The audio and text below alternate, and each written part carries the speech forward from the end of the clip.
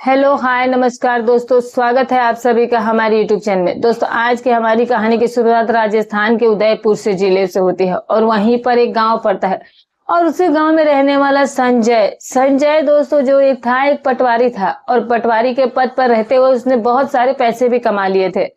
अब वो इस गांव के गरीब लोगों के रिश्वत लेकर के ही उनके काम किया करता था, जिसकी वजह से गांव के गरीब लोग कहीं ना कहीं से बहुत ज्यादा परेशान भी थे। यहाँ तक कि ये गांव के लोग इसके सामने बोलने तक की हिम्मत नहीं रखा करते थे। ये एक ऐसा व्यक्ति होता है दोस्तों जो कि गरीब लोगों की बहू बेटियों के भी साथ गलत काम किया करता था। अब इस पटवारी संजय की पहुंच बहुत ऊपर तक होती है।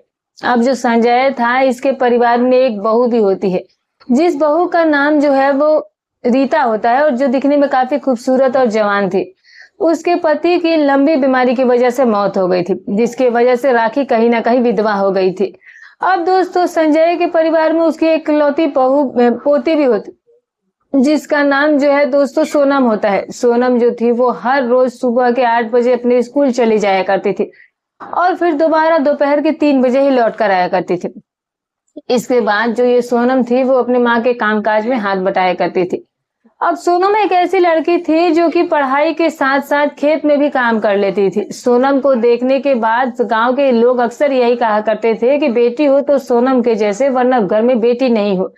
लेकिन अब जो उसके दादा थे दोस्तों, वो इस गांव में रहते हुए 3 बड़ी बड़ी घटनाओं को अंजाम देने वाला था, जिसकी गूंज जो थी वो पूरे जिले में गूंजने वाली थी। इसी तरीके से कुछ दिन का समय बीत जाता है दोस्तों और फिर कुछ महीने बीतने के बाद एक दिन जब सुबह का समय हो रहा होता है तो जो ये संजय होता है वो खाना खाने के बाद अपने खेत में जाकर के कामकाज में लग जाता है और घर पर उसकी जो बहू होती है दोस्तों, जिसका नाम राखी होता है, वो घर के कामकाज कर रही थी। दूसरी तरफ उसकी बेटी सोनम भी अपने स्कूल की पढ़ाई कर रही होती है, क्योंकि सोनम की स्कूल की उस समय छुट्टियां हो चुकी होती है और उसी समय घर के दरवाजे पर तब कोई आ जाता है और जैसे ही राखी घर का दरवाजा खोलती है तो फिर ये देखती है कि उसके सामने उसकी पड़ोस वाली सहेली आई हुई थी, जिसका नाम वर्षा होता है। अब वर्षा एक ऐसी औरत होती है दोस्तों जो कि अमीर लोगों को अपने प्रेम जाल में फंसाया करती थी और उनके साथ अपना वक्त बिता करके पैसे कमाया करती थी। वर्षा का बस यही काम होता है। इसके बाद वो जाकर के राखी से मिलती है और उससे पूछती है कि तुम्हारे ससुर जी कहाँ पर गए हुए हैं। तभी राखी जो है वो वर्षा को ये बताती है कि दरअसल ससुर जी तो खेत में गए हुए हैं और फिलहाल वो 2 घंटे के बाद ही लौट कर आएंगे। इसके बाद वर्षा उससे कहती है कि दरअसल मुझे तुम्हारे ससुर से कुछ बहुत जरूरी काम है, लेकिन कोई बात नहीं, मैं खेत में ही जाकर उससे मिल लेती हूँ। और अब इसके बाद वर्षा जो है वो राखी के घर से बाहर निकलती है और थोड़ी देर में वो सीधे अब संजय के खेत में पहुंच जाती है। और फिर उसके खेत में पहुंचने के बाद जब उस संजय की नजर इस महिला वर्षा की खूबसूरती पर पड़ती है तो फिर ये जो व्यक्ति होता है दोस्तों, वो इस महिला को देख करके अपने मन में यही सोचता है कि आज वर्षा उससे मिलने के लिए खेत में क्यों आई है और वैसे भी ये काफी ज्यादा खूबसूरत है, तो इसे तो अपने जाल में फंसाना कोई बहुत बड़ी बात नहीं है। अब वो यही सारी चीजें बातें सोच रहा था और तभी वर्षा जो है वो सीधे संजय से जाकर के कहती है कि देखिए संजय जी, मेरे पति की मौत 5 साल पहले हो चुकी है और मेरी पेंशन आज तक मुझे मिल नहीं पाई है, तो आप मेरे लिए मेरी विधवा पेंशन बना दीजिए और जैसे ही मेरी पेंशन आनी शुरू हो जाएगी तो फिर मेरे घर का गुजारा अच्छे तरीके से होने लगेगा। अब वर्षा जो है वो इस पटवारी से ये भी कहती है कि देखो मेरे पास 2 छोटे छोटे बच्चे भी है, तो मेरे घर की आर्थिक स्थिति खराब हो गई है। अब जैसे ही संजय इस महिला की इन बातों को सुनता है तो फिर कहता है कि ठीक है, तुम्हें फिक्र करने की कोई जरूरत नहीं, मैं तुम्हारी विधवा पेंशन जल्दी ही बनवा दूंगा। लेकिन जो ये संजय था दोस्तों, वो अब इस महिला की खूबसूरती और सुंदरता को देखने के बाद अपने मन में यही सोचता है कि क्यों ना अपनी जरूरतों को इस महिला के साथ पूरा किया जाए। और तभी संजय कहता है कि देखो वर्षा, मैं तुम्हारी ये पेंशन वाली समस्या जरूर खत्म कर दूंगा, लेकिन बदले में तुम्हें मेरे साथ सब कुछ करना होगा। अब जैसे ही वो ऐसी बात वर्षा से कहता है तो वर्षा भी कुछ कम नहीं थी। वर्षा भी अपने मन में यही सोचती है कि वैसे भी संजय बहुत पैसे वाला व्यक्ति है और इसकी पहुंच भी काफी ऊपर तक है और अगर मैं इसके साथ अपना रिश्ता कायम करती हूँ तो फिर मैं इसे अपने प्रेम जाल में फंसाकर पैसे भी कमा सकती हूँ। अब उसके भी मन में इसी तरह के विचार आने शुरू हो जाते हैं और वर्षा उसी समय उस संजय से कहती है कि देखिए संजय जी, ऐसा है कि आप आज रात को मेरे घर पर आइए, फिर मैं आपकी सारी जरूरतों को पूरा कर दूंगी। लेकिन संजय भी बहुत ही चालाक व्यक्ति था। तभी संजय उसे कहता है कि देखो, मैं तुम्हारे घर पर नहीं आने वाला हूँ, बल्कि तुम एक काम करो कि तुम यहीं पर मेरे पास मेरे खेत में आ जाना। वैसे भी तुम देख ही रहे हो कि यहाँ पर मेरे कमरे बने हुए, और हर कमरे में मैंने एसी भी लगवा रखा है, किसी चीज की यहाँ कोई कमी नहीं है। अब जैसे ये बात वर्षा से कही जाती है तो वर्षा भी इस चीज के लिए मान जाती है। वर्षा कहती है कि तो फिर ठीक है, मैं रात को तकरीबन 11 बजे आपके पास आऊंगी। और इसके बाद संजय उसे कहता है कि एक काम करना कि तुम अब पेंशन की फिक्र बिल्कुल मत करना, मैं तुम्हारी ये पेंशन वाली समस्या बहुत जल्दी ही हटा दूंगा। और फिर जाकर के वर्षा खेत से बाहर निकलकर अपने घर पर आ जाती है। और जैसे ही पूरा दिन गुजर जाता है तो तकरीबन रात के 8 बजे के आसपास का वक्त हो चुका था। वर्षा जो थी वो अपने पूरे परिवार के लिए खाना तैयार करती है, अपने 2 बच्चों को बैठाकर खाना खिलाती है, और खाना खिलाने के बाद उनको उनके कमरे में सुला देती है। जैसे ही रात के तकरीबन 10:30-11 बजते हैं तो वर्षा अपने मन में यही सोचती है कि अब तो मुझे संजय साहब के पास उनके खेत में जाना है। और इस तरीके से रात के 11 बजे के आसपास उसी समय वो अपने घर से बाहर निकल जाती है, और फिर सीधे जैसे तैसे करके वो उस व्यक्ति यानी कि संजय सिंह के खेत में पहुंच जाती है। अब जो संजय था वो खेत में ही बने आज आलीशान कमरे में शराब पी रहा था। उसे काफी हद तक नशा भी हो चुका था। और फिर जैसे ही ये महिला इस व्यक्ति के खेत में इस कमरे के अंदर प्रवेश करती है, तभी जो संजय होता है वो इस महिला को उस वक्त अपने कमरे में पाकर बहुत खुश हो गया था। और संजय अपने मन में यही सोचता है कि आज तो उसकी लॉटरी लगी हुई है और उसका रात बहुत ही रंगीन बीतने वाला है। और इसके बाद महिला वर्षा कमरे में जाने के बाद उसके साथ बैठती है, कुछ देर बातचीत करती है, और फिर दोस्तों उस बंद कमरे के अंदर संजय और वर्षा के बीच में गलत रिश्ते कायम होते हैं। ये दोनों जो थे वो आज अपनी अपनी जरूरतों के लिए एक दूसरे के साथ वक्त बिता रहे थे, और ये सारा काम जो है ये खुशी से कर रहे थे। कोई दबाव नहीं था वर्षा पर, वो चाह कर जानबूझकर ये काम करती है। और जब सारा काम खत्म हो जाता है तो फिर ये कहती है कि देखो अब बहुत रात हो गई है, तो एक काम करो कि तुम मुझे मेरे घर तक छोड़ कर आओ। तभी संजय कहता है कि ठीक है, कोई बात नहीं, मैं तुम्हें तुम्हारे घर पर छोड़ने के लिए बिल्कुल चलूंगा। और इस तरीके से दोस्तों ये जो संजय था वो इस महिला को अपनी मोटरसाइकिल पर बैठाता है, और मोटरसाइकिल पर बैठाने के बाद वो गांव में आता है, और रात के समय में इस महिला को इसके घर पर 1 बजे छोड़ता है और वापस से खेत में आ जाता है। और खेत में जाने के बाद वहीं पर गहरी नींद में सो जाता है। अब इसी तरीके से दोस्तों ये संजय और इस वर्षा की प्रेम कहानी, ये सिलसिला यहीं से शुरू हो गया था। अब तो संजय का जब भी दिल करता था वो सीधे वर्षा के पास फोन करके डायरेक्ट ही अपने खेत में बुला लिया करता था, और बदले में इस महिला को कुछ पैसे भी दिया करता था और अपना वक्त बिताया करता था। ये सिलसिला यूं ही तकरीबन 1 महीने तक चलता है दोस्तों। अब होता क्या है कि एक दिन शाम का समय हो रहा होता है, और तब संजय उस समय अपने खेत में गया हुआ था, और खेत में जाने के बाद वो अपने आलीशान कमरे में बैठकर काफी देर तक शराब पीता है। और शराब पीने के बाद जब इसे नशा हो जाता है तो रात के तकरीबन 9 बजे के आसपास वो इस महिला वर्षा के पास फोन लगा देता है, और फिर उससे कहता है कि वर्षा तुम्हें आज रात को भी मेरे साथ मेरे खेत में आना होगा। तभी महिला कहती है कि देखिए, दरअसल आज रात को मैं वहां नहीं आ पाऊंगी क्योंकि शायद मुश्किल है, तो आप ही आ जाइए मेरे घर पर। अब जैसे ही संजय ये बात सुनता है तो कहता है कि ठीक है, फिर अगर ऐसी बात है तो मैं ही तेरे घर पर आ जाता हूँ। और इस तरीके से रात के तकरीबन 9:30-10 बजे के आसपास संजय अपनी मोटरसाइकिल से गांव में आता है, और गांव में आने के बाद वो सीधा इस महिला के घर पर जाता है। इस महिला को आवाज लगाता है जाकर, और वो महिला घर का दरवाजा खोलती है, और इसके बाद संजय इस घर के अंदर प्रवेश कर जाता है। और अब इसके बाद संजय और वर्षा के बीच, दोनों के बीच वो सब कुछ होता है जो कि वो दोनों करना चाहते थे।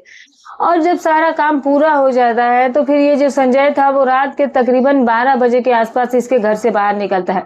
लेकिन वर्षा के ही पड़ोस में एक महिला रहा करती थी जिसका नाम दोस्तों उर्मिला था। वो इस व्यक्ति संजय को इसके घर से बाहर निकलते हुए देख लेती है। अब उर्मिला जैसे ही संजय को घर से उसके बाहर निकलते हुए देखती है तो अपने मन में यही सोचती है कि लगता है कि ये संजय इस महिला के घर पर आता है, और जाहिर सी बात है इस वक्त वो आया है तो उसके साथ वक्त बिताने आया होगा। अब जैसे तैसे करके उर्मिला उस रात तो सो जाती है, लेकिन जैसे ही सुबह सुबह का टाइम होता है दोस्तों, तो जो ये उर्मिला होती है वो उसी समय सीधे ही संजय के घर पर जाती है। और उस समय जो ये संजय था वो अपने घर पर नहीं था, बल्कि उस समय उसकी बहू उस वक्त घर में मौजूद थी। अब उर्मिला जाकर के राखी से मिलती है और बहू को बताती है कि राखी, तू जानती है तेरा ससुर किस रास्ते पर चला गया है, अब जो तेरे ससुर जी है वो विधवा महिला वर्षा के साथ अपना वक्त बिताया करते हैं। कल रात को ही मैंने ये सब कुछ उन्हें करते हुए देखा है। अब राखी जब ये सुनती है तो उसे बहुत ज्यादा गुस्सा आता है, लेकिन फिर भी वो अपने ससुर से बहुत ज्यादा डरा करती थी। वो जानती थी कि वो अपने ससुर का कुछ नहीं बिगाड़ सकती और ना ही कुछ कह सकती है। तभी राखी उर्मिला से कहती है कि ठीक है, फिर मैं अभी इसी समय इस महिला वर्षा के घर पर जाकर उसी को सबक सिखा कर आती हूँ। और इस तरीके से ये राखी अपने घर से बाहर निकल करके सीधे ही वर्षा के घर पर पहुंच जाती है और फिर वर्षा को जाकर धमकाती है। कहती है कि अगर आज के बाद तुम मेरे ससुर से मिली तो मैं पुलिस थाने में जाकर के तुम्हारी शिकायत लगा दूंगी। लेकिन दोस्तों, वो भी महिला वर्षा डरने वाली नहीं थी। वो कहती है कि मैं तुम्हारे ससुर के पास नहीं जाती हूँ, बल्कि तुम्हारे ससुर मेरे घर पर खुद चल कर आता है और मेरे साथ पैसे देकर वो वक्त बिताता है, तो इसमें मेरी क्या गलती है। लेकिन फिर भी राखी उसे धमकी देती है। कहती है कि अगर तूने ये काम बंद नहीं किया तो फिर तो मैं पुलिस थाने में पक्का जाऊंगी। और इसी बात को लेकर दोनों के बीच विवाद शुरू हो जाता है और विवाद इतना ज्यादा बढ़ जाता है कि आसपास के लोग वहां इकट्ठा हो जाते हैं और उसके बाद पड़ोसी लोग इस विवाद को सुलझाते हैं और फिर राखी जो है वो अपने घर पर लौट आती है। लेकिन राखी अपने मन में यही सोच रही थी कि जो उसका ससुर है वो गलत रास्ते पर चल पड़ा है और किसी भी हाल में वो अपने ससुर को इस चीज से रोकना चाहती थी। और जो ये राखी थी, क्योंकि ससुर से बहुत ज्यादा डरती थी, तो इसीलिए उससे इस बारे में कुछ पूछती भी नहीं है। लेकिन जो ये ससुर संजय होता है दोस्तों, वो एक बहुत ही बड़ी घटना को अंजाम देने वाला होता है।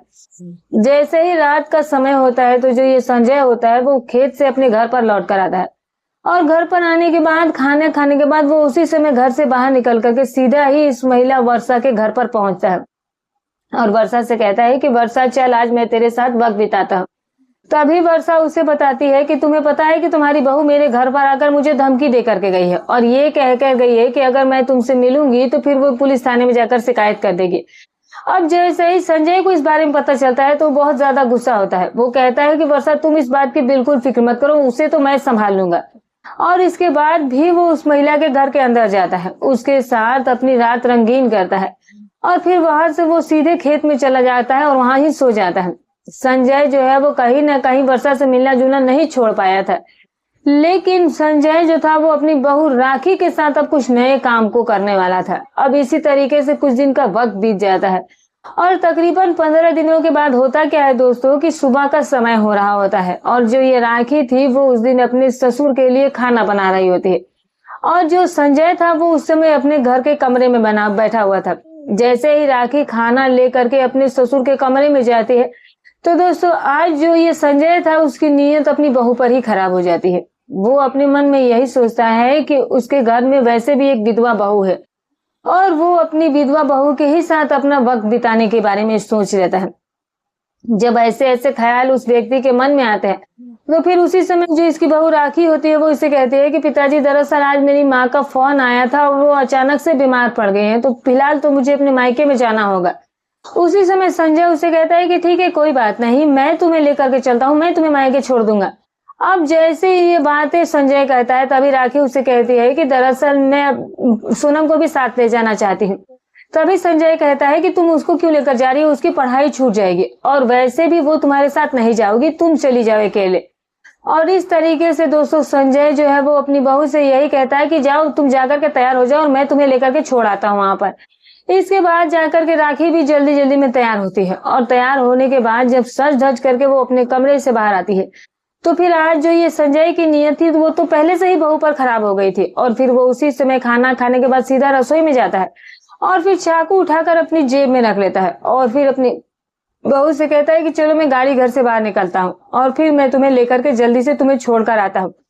और इसके बाद तकरीबन 10 मिनट गुजरने के बाद राखी और उसका जो ससुर थे वो दोनों ही गाड़ी के माध्यम से इस गांव से बाहर निकल जाते हैं। अब जैसे ही तकरीबन 5 किलोमीटर का सफर तय किया जाता है तभी एक सुनसान इलाका आ जाता है। अब सुनसान इलाके को देख करके अब जो ये संजय था उसकी नीयत में कमी आ गई थी और अपने मन में वो यही सोचता है कि देखो यहाँ पर बहुत ही सुनसान इलाका और यहाँ कोई दूसरा तीसरा व्यक्ति भी दिखाई नहीं दे रहा है। और इसी तरीके से जो ये संजय होता है वो उसी रास्ते में गाड़ी रोक देता है। अब जब वो गाड़ी रोकता है तो बहू उससे पूछती है कि पिताजी, आपने गाड़ी यहाँ पर क्यों रोक दी? तभी संजय उससे कहता है कि लगता है कि गाड़ी में कोई खराबी आ गई है। अब इसके बाद संजय इस गाड़ी से बाहर निकलता है और अब चारों तरफ जब नजरें घुमा कर देखता है तो वहां उसे दूर दूर तक कोई दिखाई नहीं देता है। और संजय उसी समय अपनी गाड़ी की पिछली खिड़की खोलता है और फिर गाड़ी के अंदर घुस जाता है और जेब से छुरी बाहर निकाल करके अपनी बहू के गर्दन पर रख देता है। अब वो अपनी बहू को ये धमकी देता है कि अगर तुमने जरा से भी होशियारी की तो तुम्हारी जान चली जाएगी। अब जैसे ही राखी अपने गर्दन पर इस तरह से छुरी रखी हुई देखती है तो वो काफी ज्यादा डर जाती है। ना तो वो चीख पा रही थी, ना चिल्ला पा रही थी। और उसके बाद उसी छुरी के नोक पर संजय जो है वो अपनी बहू के साथ वहीं पर गलत काम करता है। संजय के सामने इसकी बहू जो थी वो इस चीज के लिए साफ मना कर रही थी, वो इस चीज के लिए उसे बार बार रोक रही थी, लेकिन फिर भी वो अपनी अपनी बहू की पूरी तरीके से फायदा उठाता है। और जैसे उसकी इच्छा पूरी हो जाती है तो फिर वो अपनी बहू को डराता है, धमकाता है। उससे कहता है कि भूल से भी ये बात किसी से बताना मत, अगर तुमने ये बात किसी को बताई तो फिर तुम्हारी जान चली जाएगी। और फिर सोचो कि मैं तुम्हें ले जाकर के दफन भी कर दूंगा तो किसी को कुछ पता नहीं चलेगा। अब जब ऐसी बात राखी सुनती है तो वो भी डर जाती है। और ये सारा कुछ करने के बाद वो अपनी बहू को छोड़ने के लिए इसके मायके तक भी लेकर जाता है। और अब मायके में छोड़ने के बाद उसी समय वो गाड़ी लेकर के इस गांव से बाहर निकल जाता है। लेकिन दूसरी तरफ राखी जो थी ना तो इस बात के बारे में अपनी बेटी को बताती है, ना ही अपने मायके वाले को बताती है। और इस तरीके से दोस्तों अब ये महिला राखी इतनी ज्यादा डर चुकी थी कि उसका ससुर उसके साथ कोई भी काम कर सकता है, इसमें कोई दो राय नहीं है। और आखिरकार वो इसी वजह से चुप रह जाती है। लेकिन राखी ये नहीं जानती थी कि ये सिलसिला यूं ही ऐसे ही एक ही बार में खत्म नहीं होने वाला था। अब जैसे ही अगला दिन होता है तो सुबह का समय हो रहा होता है। और दोस्तों जो ये संजय था उसकी जो पोती थी वो उसने अपने घर के आज सारे ही काम खत्म कर लिए थे, क्योंकि आज सोनम को भी जल्दी स्कूल जाना था। तो फिर वो अपने स्कूल के लिए तैयार हो गई थी। अब संजय भी उस समय दूसरे कमरे में बैठा हुआ था। संजय जो था वो अपनी बहू के साथ सब कुछ करके बिल्कुल ही बेफिक्र था। उसे पता था कि उसकी बहू जो है वो उसके साथ कुछ नहीं करने वाली है और ना ही वो किसी को बता पाएगी।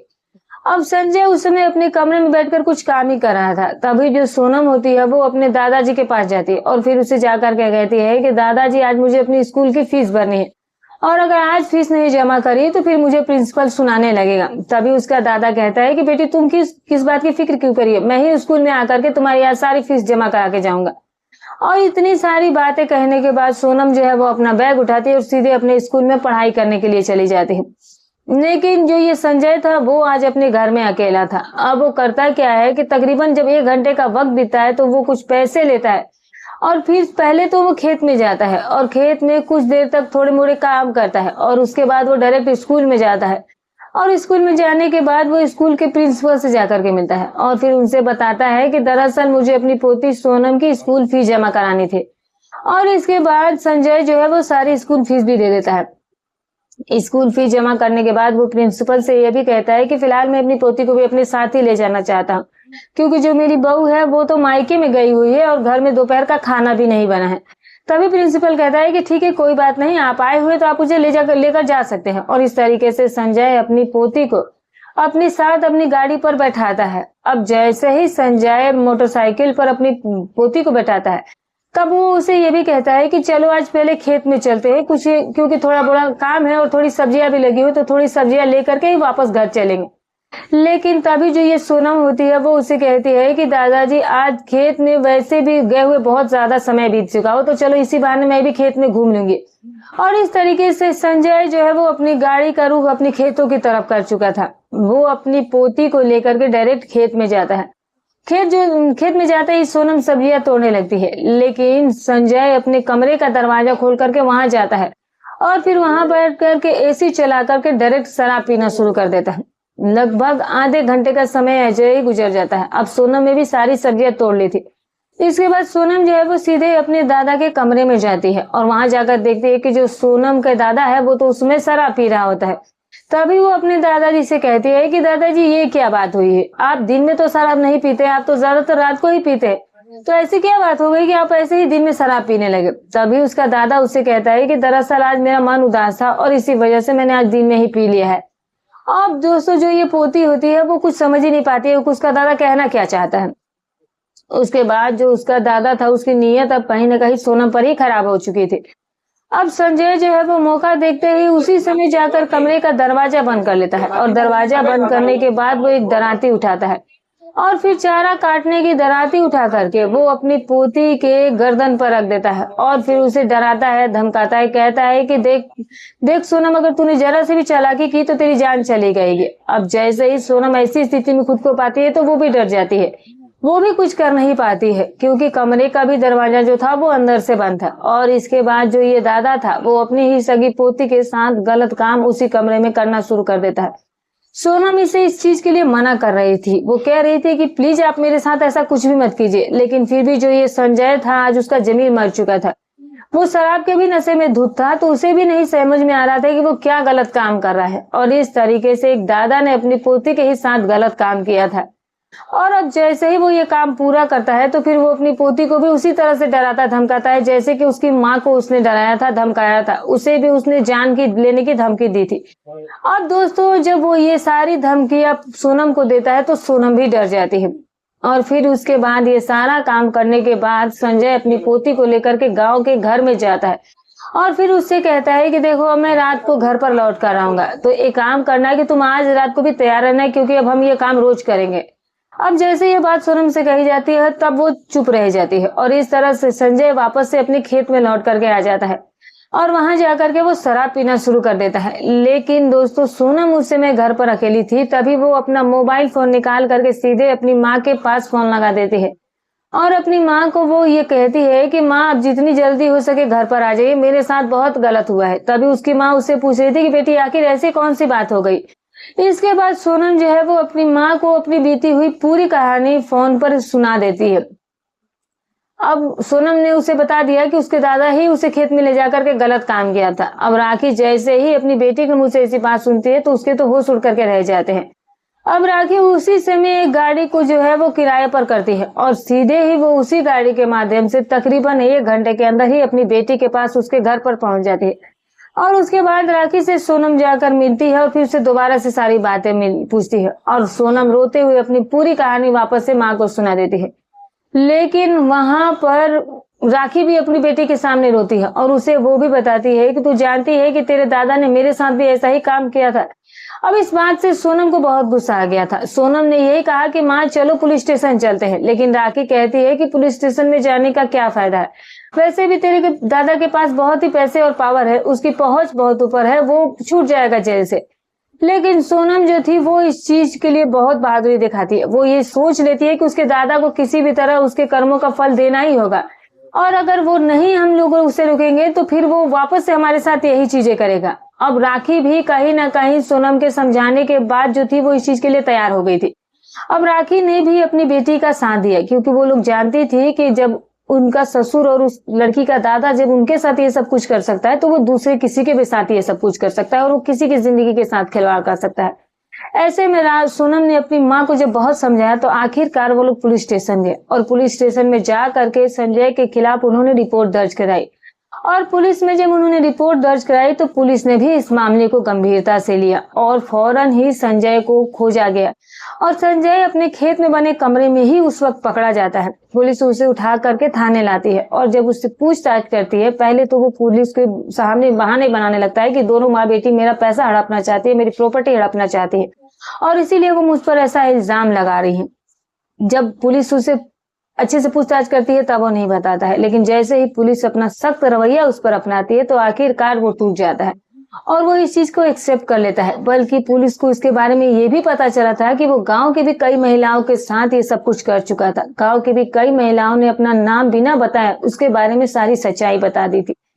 अब दोस्तों इस तरीके से उसके सारे राज का पर्दाफाश हो गया था और अब उसके जो भी कर्म थे वो दुनिया के सामने आ चुके थे। तो दोस्तों इस तरह से सोनम की समझदारी ने उसकी माँ और उसको अब आगे होने वाली घटनाओं से बचा लिया था। और अब दोस्तों पुलिस उसे गिरफ्तार करके जज साहब के सामने पेश करके जेल भेज चुकी है।